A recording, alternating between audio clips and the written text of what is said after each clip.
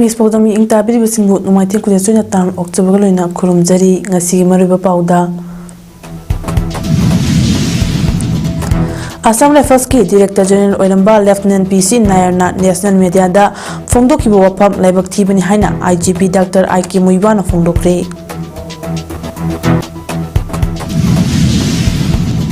Sugunugi akoy bida ngak siya ba ahenba security forcing thamba hokre. Manipur da tholi beira ngasi atu matanda loishilu haina maheri sing khongjang changsun kre. Loina Vietnam da landslide amadi ising changna myoi marfuni thoi sikre. Mapunga pau miyam da bizari. Cookie militants singi drone bombing amadi rocket attack case lepna matik chaba evidence lokhatli NIA da case sinaba yana leidi haina IGP operation Dr. IK Muibana Fongdokre Manipur Police ki matang da former Assam Rifles DG PC Nayarna Fongdoki wapam wakal mapum fadaba myoi amagi statement ni Cookie militants singna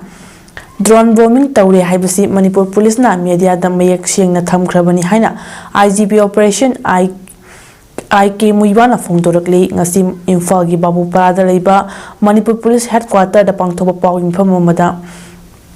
Manipur Police ki IGP Operation Dr. IK Muibana hai Assam Rifles ki Director General Oiramba Lieutenant PC Nayarna National Media da Fongdoki bo pham sing laibak thibani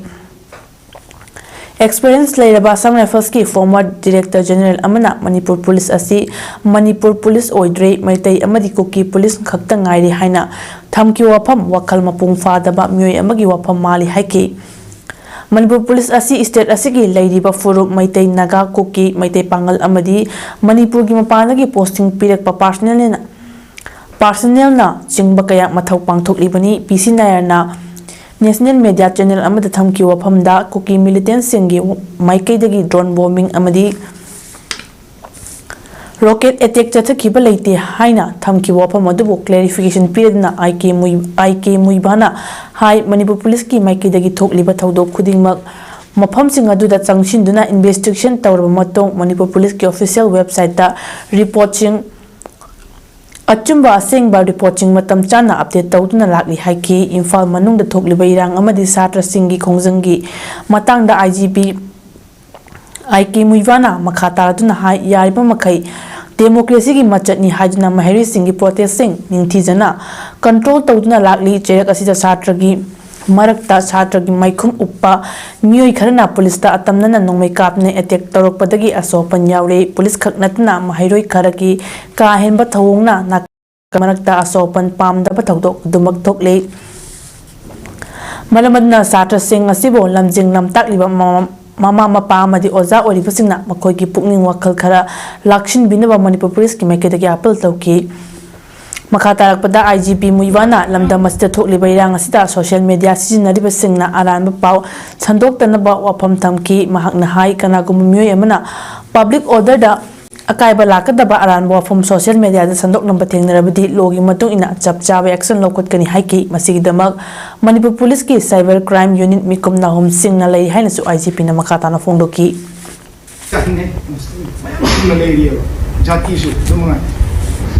Adumai na mayam, ako mayam pun laga tahu pun ni, ado asi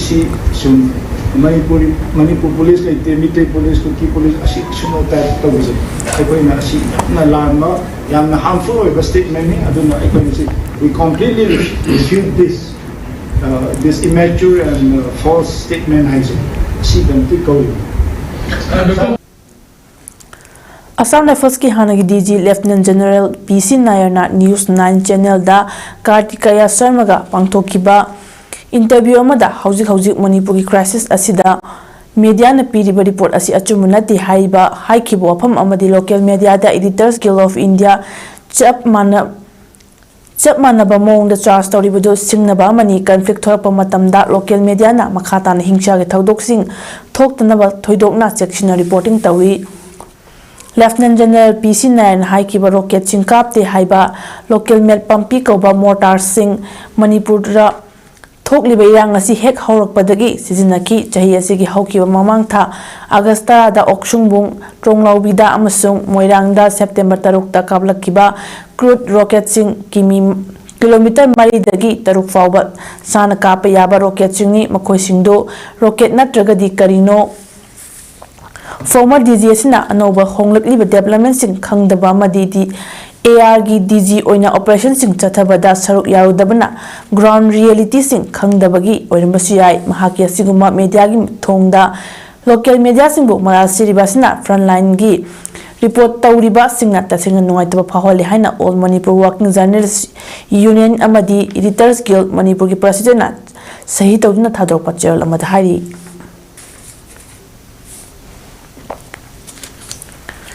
ꯁꯨꯒꯨꯅꯨꯗ ꯀꯨꯀꯤ ꯈꯨꯠꯂꯥꯏ ꯄꯥꯏꯕꯁꯤꯡꯅ ꯂꯥꯟꯗꯥꯔꯛꯄꯒꯤ ꯃꯇꯥꯡꯗ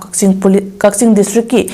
SP ꯌꯥꯎꯅ ꯃꯀꯣꯛ ꯊꯣꯡꯕ ꯑꯣꯐꯤꯁꯔꯁꯤꯡꯒ ꯁꯨꯒꯨꯅꯨ police ꯁ꯭ꯇꯦꯁꯟꯗ ꯃꯤꯐꯝ ꯄꯥꯡꯊꯣꯛꯇꯨꯅ ꯈꯟꯅꯈ꯭ꯔꯦ꯫ Flag March ꯆꯠꯈ꯭ꯔꯦ꯫ ꯉꯁꯤ ꯅꯨꯃꯤꯠ 4ꯅꯤ ꯁꯨꯔꯛꯄꯗ ꯁꯨꯒꯨꯅꯨꯒꯤ ꯑꯀꯣꯏꯕꯗ ꯍꯦꯟꯅ ꯆꯦꯛꯁꯤꯟꯅ ꯉꯥꯛ-ꯁꯦꯟꯅꯕꯒꯤꯗꯃꯛ ꯈꯨꯗꯣꯡꯊꯤꯕ ꯌꯥꯕ ꯃꯐꯝꯁꯤꯡꯗ ꯆꯠꯇꯨꯅ ꯌꯦꯡꯁꯤꯟꯈꯤ ꯑꯃꯗꯤ ꯍꯥꯏꯔꯤꯕ ꯈꯨꯗꯣꯡꯊꯤꯕ ꯌꯥꯕ ꯃꯐꯝꯁꯤꯡꯗ ꯑꯍꯦꯟꯕ ꯁꯦꯀ꯭ꯌꯨꯔꯤꯇꯤ ꯐꯣꯔꯁꯁꯤꯡ ꯊꯝꯕ ꯍꯧꯈ꯭ꯔꯦ꯫ ꯆꯠꯊꯔꯛꯈꯤꯕ ꯂꯥꯟ ꯑꯁꯤꯒꯤ ꯃꯅꯨꯡ ꯆꯟꯅ ꯊꯥ ꯑꯁꯤꯒꯤ 9ꯒꯤ ꯅꯨꯃꯤꯗꯥꯡꯋꯥꯏꯔꯝꯗꯒꯤ ꯍꯧꯗꯨꯅ 10ꯒꯤ ꯑꯌꯨꯛ ꯑꯉꯟꯕ ꯐꯥꯎꯕ ꯆꯠꯊꯈꯤ꯫ ꯃꯁꯤꯒꯤ ꯃꯇꯨꯡ ꯅꯨꯃꯤꯗꯥꯡꯋꯥꯏꯔꯝ ꯄꯨꯡ 3 ꯂꯣꯝ ꯇꯥꯔꯛꯄ ꯃꯇꯝꯗ ꯅꯣꯡꯃꯩ ꯔꯥꯎꯟꯗ 3-4 ꯀꯥꯞꯁꯤꯟꯕ ꯍꯧꯔꯛꯈꯤ꯫ ꯃꯈꯥ ꯇꯥꯅ ꯄꯨꯡ 6 ꯍꯦꯜꯂꯛꯂꯕ ꯐꯥꯎꯕ ꯅꯣꯡꯃꯩ ꯀꯥꯞꯁꯤꯜꯂꯛꯈꯤ꯫ ꯃꯗꯨꯗ ꯁꯦꯀ꯭ꯌꯨꯔꯤꯇꯤ ꯐꯣꯔꯁ ꯑꯃꯗꯤ ꯈꯨꯜꯉꯥꯛꯄꯁꯤꯡꯒꯤ ꯃꯥꯏꯀꯩꯗꯒꯤꯁꯨ ꯍꯟꯗꯨꯅ ꯅꯣꯡꯃꯩ ꯀꯥꯞꯈꯤ꯫ ꯉꯔꯥꯡ ꯅꯨꯃꯤꯗꯥꯡꯒꯤ ꯑꯣꯏꯅꯗꯤ ꯅꯥꯀꯜ ꯑꯅꯤꯒꯤ ꯃꯔꯛꯇ ꯅꯣꯡꯃꯩ ꯀꯥꯞꯄ ꯂꯦꯞꯅꯈꯤ꯫ ꯉꯁꯤ ꯅꯨꯃꯤꯗꯥꯡꯋꯥꯏꯔꯝ ꯄꯨꯡ 5:30 ꯈꯔ ꯍꯦꯜꯂꯛꯄꯗ ꯁꯨꯒꯨꯅꯨꯒꯤ ꯇꯨꯔꯦꯜ ꯋꯥꯡꯃꯗꯒꯤ ꯀꯨꯀꯤ ꯈꯨꯠꯂꯥꯏ ꯄꯥꯏꯕꯁꯤꯡꯅ ꯅꯣꯡꯃꯩ ꯔꯥꯎꯟꯗ ꯑꯃ ꯀꯥꯞꯁꯤꯜꯂꯛꯈꯤ꯫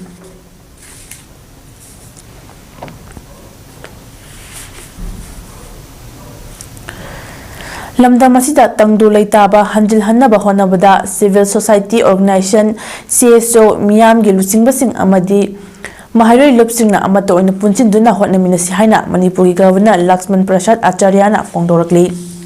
ꯒꯚꯔꯅꯔ ꯁꯦꯀ꯭ꯔꯦꯇꯔꯤꯌꯦꯠꯇꯒꯤ ꯊꯥꯗꯣꯔꯛꯄ ꯆꯦꯔꯣꯜ ꯑꯃꯅ ꯃꯈꯥ ꯇꯥꯅ ꯍꯥꯏ ꯂꯝꯗꯝ ꯑꯁꯤꯗ ꯆꯥꯎꯈꯠꯄ ꯄꯨꯔꯛꯀꯦ ꯍꯥꯏꯔꯕꯗꯤ ꯇꯪꯗꯨ ꯂꯩꯇꯥꯕ ꯍꯟꯖꯤꯜꯍꯟꯅꯕ ꯑꯃꯗꯤ ꯃꯤꯌꯥꯝꯒꯤ ꯃꯇꯦꯡ ꯌꯥꯎꯗꯅ ꯑꯣꯏꯊꯣꯛꯂꯣꯏ꯫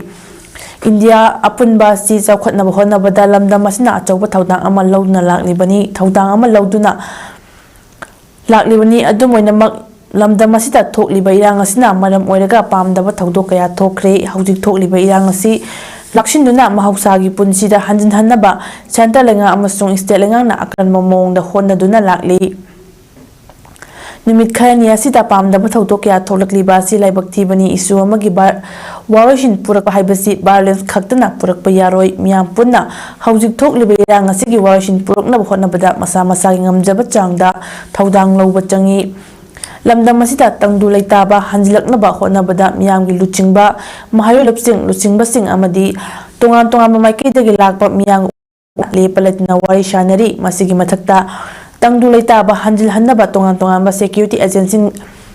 ꯑꯦꯖꯦꯟꯁꯤꯁꯤꯡꯒꯁꯨ ꯋꯥꯔꯤ ꯁꯥꯅꯔꯤ꯫ ꯃꯔꯝ ꯑꯗꯨꯅ ꯃꯤꯌꯥꯝꯒꯤ ꯃꯥꯏꯀꯩꯗꯒꯤꯁꯨ ꯑꯉꯝꯕ ꯊꯧꯗꯥꯡ ꯂꯧꯃꯤꯟꯅꯗꯨꯅ ꯂꯝꯗꯝ ꯑꯁꯤꯗ ꯇꯪꯗꯨ ꯂꯩꯇꯥꯕ ꯍꯟꯖꯤꯜꯍꯟꯅꯕ ꯍꯣꯠꯅꯃꯤꯟꯅꯁꯤ ꯍꯥꯏꯅꯁꯨ ꯆꯦꯔꯣꯜ ꯑꯁꯤꯅ ꯐꯣꯡꯗꯣꯔꯛꯂꯤ꯫ ꯂꯝꯗꯝ ꯑꯁꯤꯗ ꯊꯣꯛꯂꯤꯕ ꯏꯔꯥꯡ ꯑꯁꯤꯅ ꯃꯔꯝ ꯑꯣꯏꯔꯒ ꯄꯥꯝꯗꯕ ꯊꯧꯗꯣꯛꯁꯤꯡ ꯊꯣꯛꯇꯅꯕ ꯂꯧꯈꯠꯂꯛꯄ ꯆꯦꯛꯁꯤꯟ ꯊꯧꯔꯥꯡꯒꯤ ꯁꯔꯨꯛ ꯑꯃ ꯑꯣꯏꯅ ꯁ꯭ꯇꯦꯠ ꯑꯁꯤꯗ ꯉꯁꯤ ꯅꯨꯡꯊꯤꯜ ꯄꯨꯡ 3ꯗꯒꯤ ꯂꯥꯛꯂꯤꯕ ꯇꯥꯡ 15ꯒꯤ ꯅꯨꯃꯤꯠ ꯌꯨꯡꯕ ꯃꯇꯨꯡ ꯄꯨꯡ 3 ꯐꯥꯎꯕ ꯏꯟꯇꯔꯅꯦꯠ ꯊꯤꯡꯖꯤꯟꯈ꯭ꯔꯦ꯫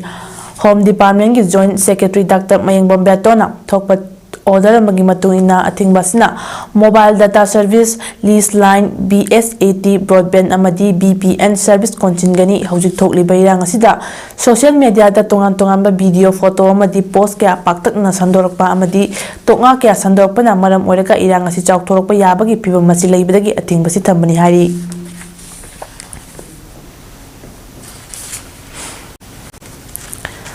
ꯊꯥ 13 ꯃꯄꯨꯡ ꯐꯥꯔꯛꯂꯕ ꯀꯨꯀꯤ ꯇꯦꯔꯣꯔꯤꯁꯠꯁꯤꯡꯅ ꯁ꯭ꯇꯦꯠ ꯑꯁꯤꯒꯤ ꯉꯝꯈꯩ ꯊꯨꯒꯥꯏꯔꯒ ꯁꯦꯄꯔꯦꯠ ꯑꯦꯗꯃꯤꯅꯤꯁꯇ꯭ꯔꯦꯁꯟ ꯁꯦꯝꯅꯕ ꯆꯠꯊꯔꯛꯂꯤꯕ ꯂꯥꯟ ꯑꯁꯤꯗ ꯏꯔꯝꯗꯝ ꯑꯁꯤꯒꯤ ꯁꯛꯇꯝ ꯀꯥꯏꯕ ꯌꯥꯔꯣꯏ ꯍꯥꯏꯗꯨꯅ ꯊꯋꯥꯏ ꯄꯥꯝꯃꯨꯕ ꯇꯧꯗꯨꯅ ꯊꯧꯅꯥ ꯐꯅ ꯆꯣꯡꯊꯣꯛꯇꯨꯅ ꯂꯥꯟꯊꯦꯡꯅꯔꯤꯕ ꯈꯨꯟ ꯉꯥꯛꯄꯁꯤꯡ ꯃꯈꯥ ꯇꯥꯅ ꯐꯥꯕ ꯄꯨꯟꯕ ꯇꯧꯕꯤꯒꯅꯨ ꯍꯥꯏꯅ ꯈꯨꯟꯅꯥꯏ ꯀꯟꯅ ꯑꯄꯨꯟꯕ ꯂꯨꯞ ꯈꯨꯀꯝꯄꯥꯜꯒꯤ ꯏꯃꯥ ꯏꯕꯦꯜꯁꯤꯡꯅ ꯉꯁꯤ ꯊꯧꯕꯥꯜ ꯗꯤꯁꯇ꯭ꯔꯤꯛꯀꯤ DC ꯑꯃꯁꯨꯡ SPꯗ ꯃꯦꯃꯣꯔꯦꯟꯗꯝ ꯑꯃꯃꯝ ꯄꯤꯁꯤꯟꯗꯨꯅ ꯇꯛꯁꯤꯟꯈ꯭ꯔꯦ꯫ Ngasigi memorandum adu pisilurba matungda paumisiga unabada Kukampal Secretary AK Siteshwarina hai haujik chathariba thata taruk mpung farak labairang asida khongak pani haiduna thokliba isasing asi thokningdana thokpanate state asida leiriba lengasna miyamgi punsi lanthom ngakpi senbibak ngamlaktabadagi khutlai padna kukisingdagi miyamgi punsi kannaba thoklakibani Laloi Rifawa Mokoibu Paba Punba Yaroi Makoina Pariba Ainia Dabakulaising State Asita Santi Hanjilak Laba Matung Dai Koina Mafam Sana Lengak the Kushinagani Haina Mahangna Makata na Fondoki Amasung State Force na Koibu Ngaki and Bidaptrapataki Tangai Padana Kulaising Ase Akoi Paide Baya the Pataki Pagibani Lanjit Atuba the Lucian View Atuba the Lan Luciandana Santi Purapataragadi Isa Sing the Pide of Kulai say I Yade have the Mama Akoina Kangi Aduna Isa Sing the Gipulai as a Lauraga Akoi Mama will Visina Mapam Zana Akoi Sinabam Toka Amada Sinagani Aduna Kulai Lokat Pigano Kunako Assam Rifles ki Director General Oiramba Lieutenant General PC Nayarna News 9 da Fongdokiba Wafamna AR ga Jinkoki Narco Terrorist nga Loktu Nabagi Thawong Mayek Seng Hali Haina Coordinating Committee on Manipur Integrity Kokomigi Maikidaki Fongdoragli Kokomigi Media Coordinator na Thadro Pachol Amada Palibadi National Media Channel News 9 Live ta Akhanna unaba amada Assam Rifles ki DG Oiramba Lieutenant General Pradip Chandran Nayarna Manipur hojik thokliba irang asida koki terrorist na drone sizinaduna aerial bombing tawkhide amasung long range missile sizinaduna maitaina taba khulsingda kapsin kiba leiti haina fongdokiba wafam adu jinkoki narco terrorist sing amadi Assam Rifles ka loktu naraga Manipur thugainabagidamak maitai miyamda landarakpani haibasi mayak senghale Manipur Police ki IGP ke Kavip amasung IGP ke Jayanta Singh anina chaliba tha asigi haukiba tang nipan da form kiba press meet amada mayak singna fongdokhrabani madudi Imphal West ki Koktukta Toki militant singna drone bombing tarotna State Force amadi micham miyam kaya su asopan kya nanghan ki haina fongdoki masidam natana tang tarukta su moyangda rocket bomb kapsinduna micham ama Tamthina Hakiba Myoy Mangaromna Asopan Nanghankiba Hariba Numit Asimakta Tronga Widasu rocket bomb kaya kapsin kiba laikre Assam Rifles amadi koki terrorist sing asina manungda lautuna baman bamong da laibasina maram orega Manipur gi mapalam dagi sangsilakpa chin koki narco terrorist sing asida mapangal kanna maitei miyam da landarak pangamlibani Iyana maitai miyambu fajin ponchinduna thamlaga kokin terrorist singmuna sagatna mamang chahigi me humdagi ngasi phawba maitai kya tamthina hatkre yum kaya tumna mai thakre asiguma kya singasi leibana kokomi amadi Manipur miyamna Manipurdagi AR athubada lokthok piu haina central government da demand tawrabasu central government na tabidana tumina laishinduna irang asi sangdokna lehelibasi Center na Manipur da sanariba sengba proxy war gai mayek sengba nongma gi hengalakli Center na Manipur asia sengma masagi citizen amani haina ikai khumnabirabadi tamthiba thawong si taramloi masigi asengma matik chaba pakhom state na pigadamni haina su kokomi gi zero sida fongdorakli Manipur thokliba irang asi athuba matamda loishinduna mahairi sing mahausa go mahi masing tamba fongalu hadna Manipur University campus dagi hauduna masing yamlaba mahairi singna kolau kya galona khongjang jangsin kre Kokomi student front na sinduna jangsin kiba khongjang adugi manung channa India gi Prime Minister Narendra Modi, Union Home Minister Amit Shah amadi Security Advisor Kuldeep Singh gi mitam sadna mai thakre thodo duga mailenna Kokomi student front ki coordinator Ningthaujam Dana Kumar Maitain Hai Koki militant singna drone bombing amadi rocket sizinaduna mitam hatpagi thabak chatharakpa leibak amaga gilan soknabagom Koki militant singna afaba makhagi khulai sizinaduna lan torokpa si laibak thibani Masi taraina laude masida central lengakna tumina leiba haibasi maitai bu muthatna hotnabani asigumba thawong asi khudakta lepkadabani haiduna changsilakleba khongjang asida mahairoi singnasu makhatana support tawbiu ihau tawba matamda amana amabu chingthanaba hotnaba thawong toksi mahairoi singna pamlibasi central security force singasi maramda halhannaba hotnagadabani national media amada khananainabada Assam Rifle ki former Lieutenant General na Kuki militant na drone bombing tawhide rocket kap kibaliti haibana jingba wafam phongdorak pa si angak popoi Kuki militant singna tawrak ki bathawong national media da loina mayak singna phongkrabani amadi Assam Rifle na Kuki singi mitung da lai haibasi mayak single asigumba thawong asi Makata na chathadna leirabadi mahairoi sing khulai payat loi hainga leite maramadna athuba daishu asi loishinna ba man India government amadi Manipur lenga na honagadabni haiki yamna sathi ba mong da koi leba amag country amag lan songna bu tawgudaba mong da koi Kuki militant sing na koi maitai sing da koi lamdam sida asobo set amag loina na koi singrak na ba si phawuda ngasi phawuda India lengak na par lengak na wafam mo phawdok na mati action na mo phawdok na leibasa koi mairoi sing da yamna pen da ba yamna nungai ta ba du phawjaba ga loina na koi mairoi sing yoiba yamna khamba ngam da ba iho mo ga loina na koi ngasi gi ho se hudok sabani aduna koi na saksal li ba iho sida koi lamdam sida leiriba koi tongan ba leminari ba group sing tongan ba school college ki mairoi sing koi punna ma toina makhata na saksal minasi Nakalamulumda mahairoi sing aduna ka wawaza khare hengat lan khalak pada security force sing na lambi thingduna thamlambadu thado u haidna muknarak padagi security force sing na tia gas sel kya kapsinduna tankhaiba ki thabak chathabada mahairoi sing gi marakta sopan kya yauki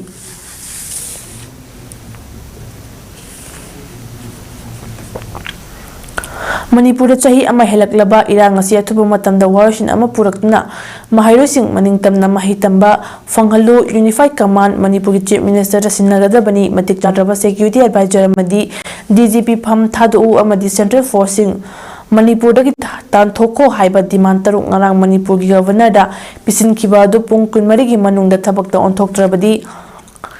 Manipur da leiriba mahairoi singna makhata na changchilapa khongjang singda Manipur lengakna sagot kadabani haidna ngarang nungtil pung amadagi hauduna ngasi nungtil pung ama taba phawba khwairamba kaithel singda mahairoi singna mayumda handana pung kunmari taba ngaiduna ahing yare ki thaudo duga mai lenana mahairoi amana phongdorakpada mahairoi singna taliba demand sing ngasi phawbagi manungda India government amadi Manipur lengaki maikaidagi kariguma thabakta onthoktraba tarabadi makhal makha kya ge khongjang changsinaba sem saba loire Manipur governor yauna chief minister pisinba demand adu pung kunmari gi manungda thabakta onthokpiu matam madu faw mahairoi singi oiba kariguma makhal amadagi khongjang sing changsiloi mahairoi singi miho chinga unaduna Manipur gi luchingba singa unaraba matungda Maduda piyak pa response adogi matung ina makhataba kari tawgani haibagi chapchaba firep lawgani amadi mahai masing ningthina tamduna lamdam masigi achoba thaudang lorokadoriba mahairoi singda asiguma tangdu leita daba sina mataw karamna mahairoi singna mahai tamgani haina sufongdoki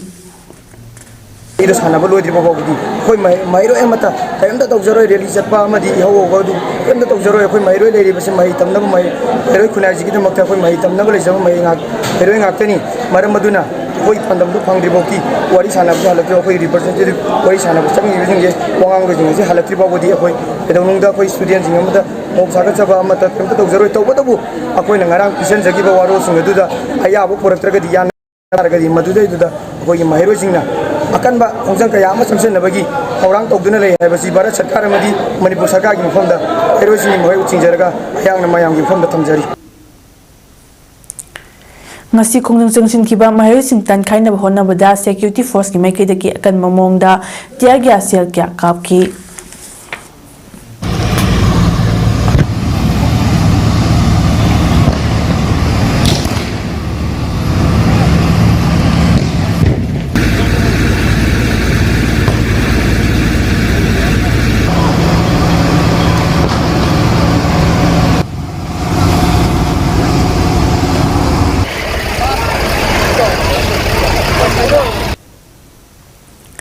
ngasi Imphal East lamlai kendra gi manung chanba red zone gi mafamdagi haujuk Imphal manung da thokliba irang asiga mailenena state police commando na chingba laukhatliba asi tawbiga no haina engang popi lamjing nupi lup ke secretary khongban tabam naubina phongdokre state police commando sing laukhatkibaga mailenena ngasi engang popi bazar da mahak na hai numit kharani gi mamang da akan ba irang na lambi thingba yauna khongjang changsil laba tungda thabi rakiba state force command Manipur state police कमांडोसिंगी मरक्तगी ngarang mioi khar laukhatre amadi lemhoriba kharasu laukhtkani hariba si tawbiganu ngarang laukhtkhiba sifai sing adu athubada thabirau hauji mafam masongi singa tainaba mafam singda ngarang su nongmai round kaya kuki singna kaplaki hauji su nongmai kapagi makhol tari karamba matam mafam singda kuki singna landarakani khangdana leiringai asida mafam asidagi security force lauthokpa si yaning de phongdokhi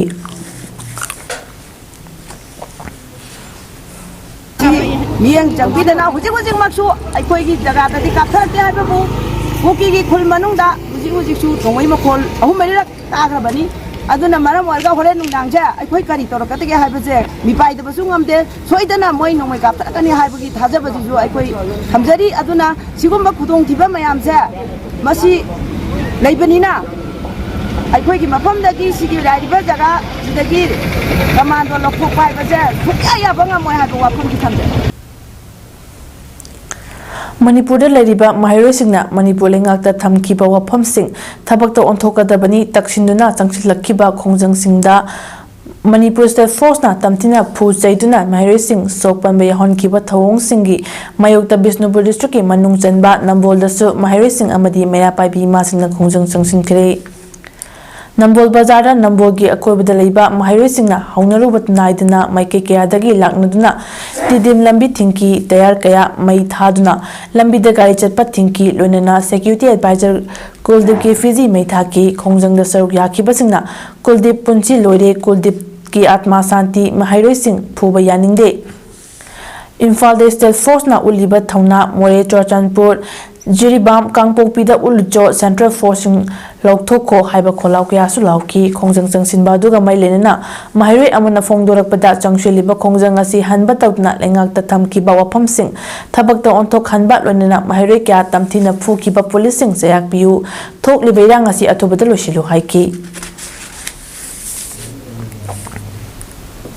दुकान rally चटपदी bullet थाद्रगा कई नतब छात्र ma'am piece rally चतबद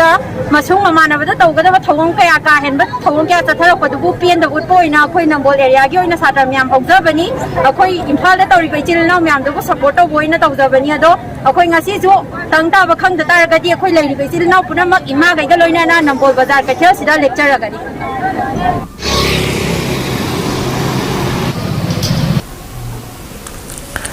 Imphal West District ki manung channel leiriba awang sekmagi red zone audio phamdagi state security sing lauthokpa yaru haina awang sekmagi praja sing lenga ki puning chingsilakli ngasi awang sekmaida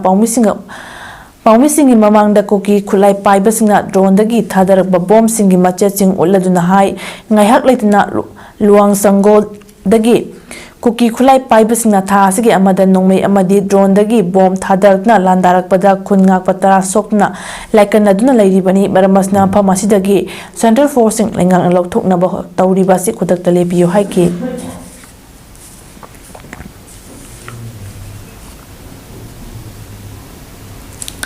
Sin Kuki Jo Singna Manipur gi apunbagi saktamda singna duna amadi Meitei community gi mathakta chatharakliba tha tara taruk helaklaba lan asida handa Kuki terrorist singna sophisticated drone sizinaduna amadi short range sizinaduna Meitei khu singda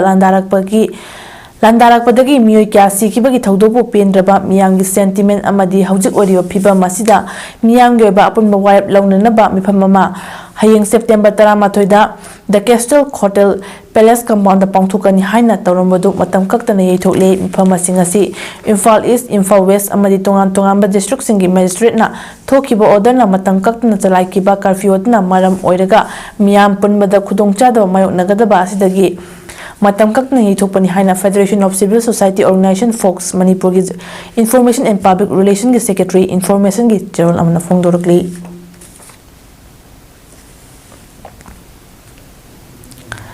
Vietnam ki capital Hanoi yauna typhoon Yagina safukan humjilakna asopan makhatan thokli landslide amasung ising ichangna yamdrabada mioi marfuni thoi leikidre duga humpu marina sokre leikidraba mioi ayamadi landslide ta leikidabani chahi kuntra gi matungda Vietnam gi awangthangba sarukta safukanna nonglei nungsit yagi humjilakna amanga takya thokan kre thongya thude kre building kya mang takhan kre ꯄꯨꯡꯗ kilometre 194 ꯌꯥꯡꯅ ꯁꯤꯠꯄ ꯅꯨꯡꯁꯤꯠ ꯌꯥꯒꯤꯅ ꯚꯤꯌꯦꯠꯅꯥꯝꯗ ꯁꯥꯐꯨ ꯀꯟꯅ ꯌꯩꯔꯛꯈ꯭ꯔꯦ꯫ Samsung ꯑꯃꯁꯨꯡ ꯐꯣꯛꯁꯀꯣꯝ ꯁꯥꯕ ꯚꯤꯌꯦꯠꯅꯥꯝꯗ ꯂꯩꯕ factory ꯀꯌꯥ ꯊꯕꯛ ꯂꯦꯞꯍꯟꯈ꯭ꯔꯦ꯫ ꯏꯆꯥꯎ ꯊꯣꯛꯇꯨꯅ ꯃꯐꯝ ꯀꯌꯥ ꯊꯨꯝꯖꯤꯟꯈ꯭ꯔꯦ꯫ ꯍꯥꯅꯣꯏꯗ ꯆꯦꯜꯂꯤꯕ ꯔꯦꯗ ꯔꯤꯚꯔ ꯏꯃꯥꯏ ꯄꯥꯊꯣꯛꯅ ꯆꯦꯜꯂꯤ ꯍꯥꯏꯔꯤ꯫ ꯗꯥꯎꯟꯇꯥꯎꯟ ꯍꯨꯋꯣꯟ ꯀꯤꯝ ꯗꯤꯁꯇ꯭ꯔꯤꯛꯇ ꯃꯤꯑꯣꯏ ꯀꯌꯥ ꯁꯥꯐꯒꯠꯇꯕ ꯃꯐꯝꯁꯤꯡꯗ ꯍꯣꯟꯗꯣꯛꯈ꯭ꯔꯦ ꯍꯥꯏꯔꯤ꯫ ꯁꯥꯎꯔꯟ ꯒꯥꯖꯥꯗ ꯁꯥꯔꯤꯕ ꯗꯝꯕꯨꯔ ꯌꯨꯝꯁꯤꯡꯗ ꯏꯖꯔꯦꯜꯅ ꯃꯤꯁꯥꯏꯜ ꯀꯥꯞꯁꯤꯟꯗꯨꯅ ꯂꯥꯟꯗꯥꯈ꯭ꯔꯦ꯫ ꯗꯝꯕꯨꯔ ꯌꯨꯝꯀꯌꯥ ꯆꯥꯈ꯭ꯔꯦ꯫ ꯃꯤꯑꯣꯏ 65 ꯍꯦꯟꯅ ꯁꯤꯔꯝꯕ ꯅꯠꯇ꯭ꯔꯒ ꯁꯣꯛꯂꯝꯕ ꯌꯥꯏ ꯍꯥꯏꯔꯤ꯫ ꯏꯖꯔꯦꯜꯅꯗꯤ ꯍꯃꯥꯁ ꯀꯃꯥꯟꯗ ꯁꯦꯟꯇꯔ ꯑꯃꯗ ꯂꯥꯟꯗꯥꯕꯅꯤ ꯍꯥꯏꯈꯤ꯫ ꯍꯃꯥꯁ ꯔꯟ ꯒꯥꯖꯥ ꯍꯣꯁꯄꯤꯇꯥꯜ ꯃꯦꯗꯤꯌꯥ ꯑꯣꯐꯤꯁꯅ ꯐꯣꯡꯗꯣꯛꯈꯤꯕꯗꯗꯤ ꯃꯤꯑꯣꯏ 90 ꯍꯦꯟꯅ ꯁꯤꯈꯤ ꯑꯃꯗꯤ 60 ꯍꯦꯟꯕꯅ ꯁꯣꯛꯈꯤ꯫ ꯃꯤꯑꯣꯏ ꯀꯌꯥ ꯑꯃꯅ ꯊꯤꯕ ꯈꯪꯗ꯭ꯔꯤ꯫ ꯂꯥꯟꯖꯤꯟꯅꯗꯨꯅ ꯂꯩꯔꯤꯕ ꯃꯐꯝ ꯑꯗꯨ ꯑꯜ ꯃꯋꯥꯁꯤ ꯑꯦꯔꯤꯌꯥꯗ ꯂꯩꯕ ꯈꯥꯟ ꯌꯨꯅꯨꯁꯇ ꯁꯥꯕ ꯗꯝꯕꯨꯔꯒꯤ ꯌꯨꯝꯁꯤꯡꯅꯤ꯫ ꯃꯐꯝ ꯑꯗꯨ ꯏꯖꯔꯦꯜꯅꯁꯨ ꯍ꯭ꯌꯨꯃꯦꯅꯤꯇꯔꯤꯌꯟ ꯁꯦꯐ ꯖꯣꯟꯅꯤ ꯍꯥꯏꯕꯅꯤ ꯍꯥꯏꯔꯤ꯫ ꯃꯐꯝ ꯑꯗꯨꯗ ꯃꯤꯁꯥꯏꯜ 4ꯅ ꯂꯥꯟꯗꯥꯈꯤꯕꯅꯤ꯫ ꯏꯖꯔꯦꯂꯤ ꯃꯤꯂꯤꯇꯔꯤꯅ ꯃꯌꯨꯝ ꯊꯥꯗꯣꯛꯇꯨꯅ ꯆꯠꯈ꯭ꯔꯣ ꯍꯥꯏꯕꯗꯒꯤ ꯆꯦꯟꯊꯣꯔꯛꯄ ꯃꯤꯌꯥꯝꯅ ꯀ꯭ꯔꯤꯛ ꯏꯅꯅ ꯂꯩꯕ ꯃꯐꯝꯅꯤ ꯍꯥꯏꯔꯤ꯫ ꯗꯝꯕꯨꯔ ꯌꯨꯝ 10 ꯃꯩ ꯆꯥꯛꯈꯤ ꯍꯥꯏꯅ ꯒꯥꯖꯥ ꯁꯤꯚꯤꯜ ꯏꯃꯔꯖꯦꯟꯁꯤ ꯁꯔꯚꯤꯁꯅ ꯐꯣꯡꯗꯣꯛꯈ꯭ꯔꯦ꯫ ꯏꯖꯔꯦꯂꯤ ꯃꯤꯂꯤꯇꯔꯤꯅꯗꯤ ꯃꯈꯣꯏꯅ ꯍꯃꯥꯁ ꯇꯦꯔꯣꯔꯤꯁ꯭टꯀꯤ ꯃꯊꯛꯇ ꯂꯥꯟꯗꯥꯕꯅꯤ ꯍꯥꯏꯈꯤ꯫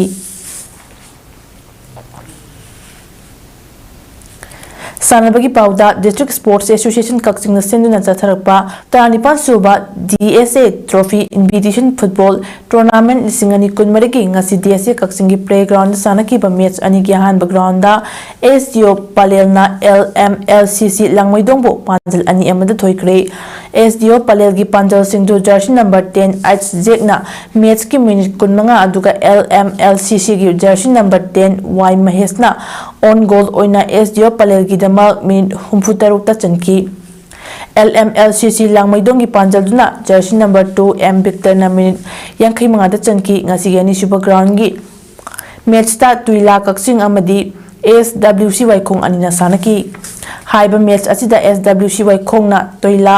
ꯀꯛꯆꯤꯡꯕꯨ ꯄꯥꯟꯖꯜ 5-1ꯗ ꯃꯥꯏꯊꯤꯕ ꯄꯤꯈꯤ꯫ ꯃꯦꯆ ꯑꯁꯤꯒꯤ ꯑꯍꯥꯟꯕ ꯄꯥꯟꯖꯜꯗꯨ ꯇꯣꯏꯂꯥ ꯀꯛꯆꯤꯡꯒꯤ ꯖꯔꯁꯤ ꯅꯝꯕꯔ 18 M ꯔꯥꯖꯦꯟꯅ ꯃꯦꯆꯀꯤ ꯃꯤꯅꯤꯠ 38ꯗ ꯆꯟꯈꯤ ꯑꯗꯨꯒ ꯃꯥꯏ ꯄꯥꯛꯈ꯭ꯔꯕ SWC ꯋꯥꯏꯈꯣꯡꯒꯤ ꯄꯥꯟꯖꯜꯁꯤꯡꯗꯨꯅ ꯖꯔꯁꯤ ꯅꯝꯕꯔ 12 A ꯕꯤꯁꯥꯟꯅ ꯃꯦꯆꯀꯤ ꯃꯤꯅꯤꯠ 38, 13 ꯑꯃꯗꯤ 34ꯗ ꯖꯔꯁꯤ ꯅꯝꯕꯔ 9 S ꯕꯣꯔꯤꯁꯅ ꯃꯤꯅꯤꯠ 58 ꯑꯃꯗꯤ ꯖꯔꯁꯤ ꯅꯝꯕꯔ 13 L ꯁꯨꯔꯟꯖꯣꯏꯅ ꯃꯦꯆ ꯂꯣꯏꯔꯛꯄꯒꯤ ꯃꯤꯅꯤꯠ 40ꯒ ꯑꯍꯥꯞꯄ ꯃꯤꯅꯤꯠ 2ꯗ ꯆꯟꯈꯤ꯫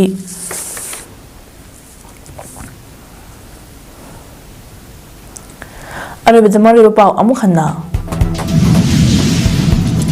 ꯑꯁꯥꯝ ꯔꯥꯏꯐꯜꯁꯀꯤ ꯗꯤꯔꯦꯛꯇꯔ ꯖꯦꯅꯔꯦꯜ ꯑꯣꯏꯔꯝꯕ ꯂꯦꯐꯇꯦꯅꯦꯟꯠ PC ꯅꯥꯌꯔꯅ ꯅꯦꯁꯅꯦꯜ ꯃꯤꯗꯤꯌꯥꯗ ꯐꯣꯡꯗꯣꯛꯈꯤꯕ ꯋꯥꯐꯝ ꯂꯥꯏꯕꯛ ꯊꯤꯕꯅꯤ ꯍꯥꯏꯅ IGP ꯗꯥꯛꯇꯔ I.K. ꯃꯨꯏꯋꯥꯅ ꯐꯣꯡꯗꯣꯛꯈ꯭ꯔꯦ꯫ ꯁꯨꯒꯨꯅꯨꯒꯤ ꯑꯀꯣꯏꯕꯗ ꯉꯥꯛ ꯁꯦꯟꯅꯕ ꯑꯍꯦꯟꯕ ꯁꯦꯀ꯭ꯌꯨꯔꯤꯇꯤ ꯐꯣꯔꯁꯁꯤꯡ ꯊꯝꯕ ꯍꯧꯈ꯭ꯔꯦ꯫ ꯃꯅꯤꯄꯨꯔꯗ ꯊꯣꯛꯂꯤꯕ ꯏꯔꯥꯡ ꯑꯁꯤ ꯑꯊꯨꯕ ꯃꯇꯝꯗ ꯂꯣꯏꯁꯤꯜꯂꯨ ꯍꯥꯏꯅ ꯃꯍꯩꯔꯣꯏꯁꯤꯡꯅ ꯈꯣꯡꯖꯪ ꯆꯪꯁꯤꯟꯈ꯭ꯔꯦ꯫